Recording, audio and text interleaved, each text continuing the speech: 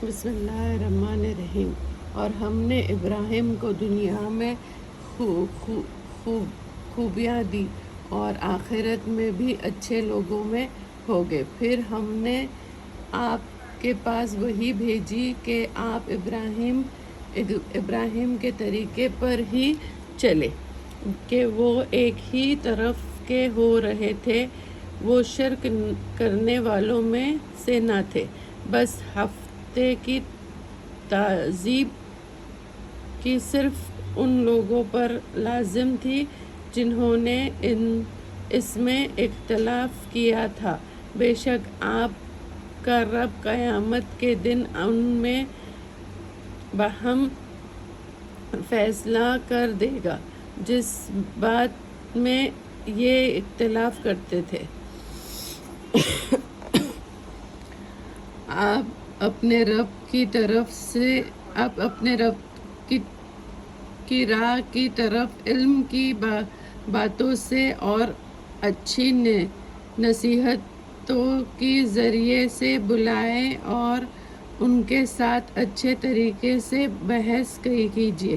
واقعی آپ کا رب خوب جانتا ہے اس کو جو راستے سے گم ہوا اور اس کو بھی خوب جانتا ہے جو راہ پر چلنے والے ہیں۔ اور اگر ہم بدلہ لینے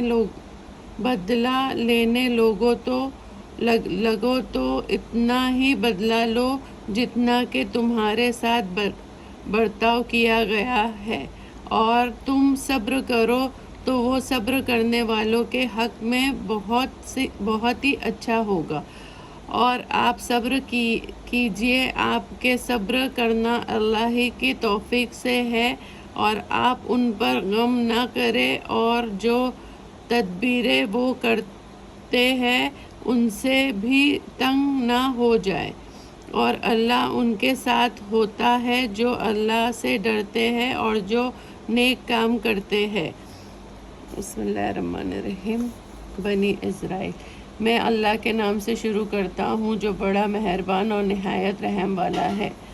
وہ پاک ذات ہے جو رات کے ایک حصے میں اپنے بندے کو مسجد حرم سے مسجد اقصی تک لے گیا، جس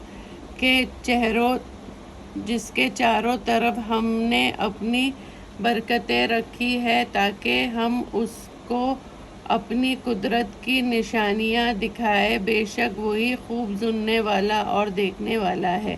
اور ہم نے موسیٰ کو ایک کتاب دی اور اس کو ہم نے بنی اسرائیل کے لیے ہدایت کا ذریعہ بنایا کہ تم میرے سوا کسی کو کارساز نہ بنانا۔ اے ان کی اولاد جن کو ہم نے نوح کے ساتھ کشتی میں سوار کیا تھا، بے شک نوح بڑا شکر گزار بندہ تھا۔ اور ہم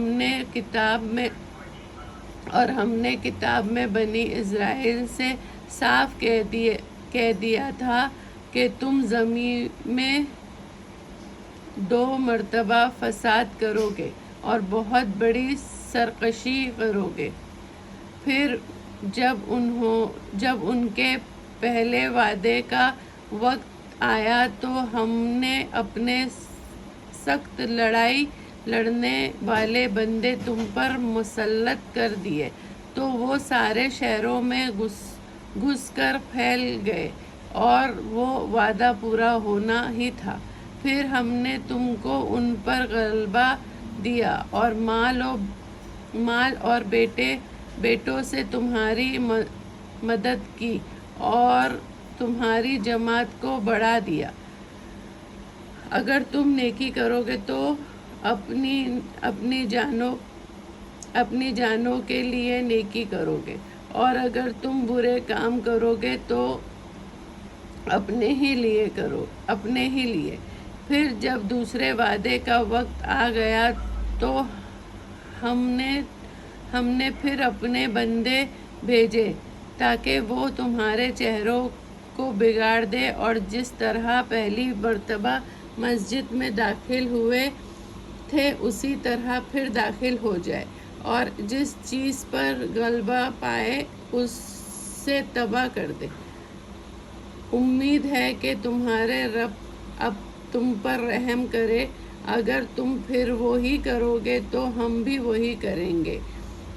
اور ہم نے کافروں کے لیے جہنم کو قید خانہ بنا رکھا ہے۔ بے شک یہ قرآن وہ راستہ دکھاتا ہے جو سب سے سیدھا ہے، اور مومنوں کو جو نیک عمل کرتے ہیں خوشی کی خبر دیتا ہے کہ ان کے لیے اجر عظیم ہے۔ اور قرآن یہ بھی بتاتا ہے کہ جو آخرت پر یقین نہیں لائے تو ہم نے ان کے لیے بڑا دردناک عذاب تیار کر رکھا ہے۔ اور انسان برائی کے لیے اس طرح درخواست کرتا ہے جس طرح نیکی کے درخواست، اور انسان بڑا جلد باز ہے۔